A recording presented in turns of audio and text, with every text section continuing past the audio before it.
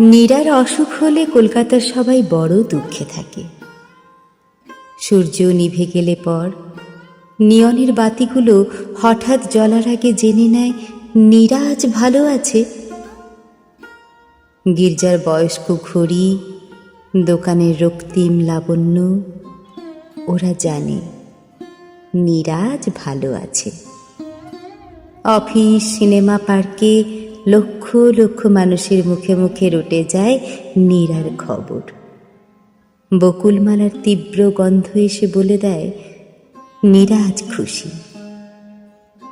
হঠাৎ উদাস হাওয়া এলোমেলো পাগলা ঘণ্টি বাজিয়ে আকাশ জুড়ে খেলা শুরু করলে কলকাতার সব লোক মৃদু হাসে জেনে নেয় নীরা আজ বেড়াতে গিয়েছে।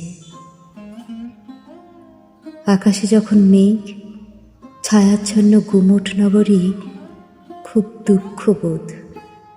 হঠাৎ ট্রামের পেটে ট্যাক্সি ঢুকে নিরানন্দ জ্যাম চৌরাস্তায়।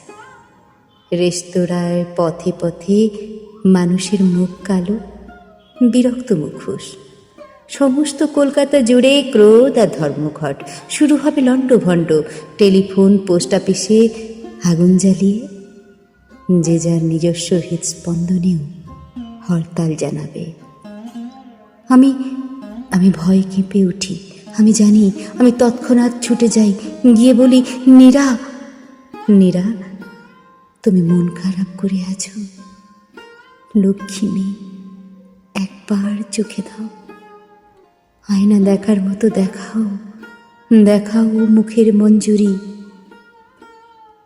নবীন জনের মতো কলহাস্যে একবার বলো দেখি ধাঁধার উত্তর। অমনি আড়াল সরে বৃষ্টি নামে।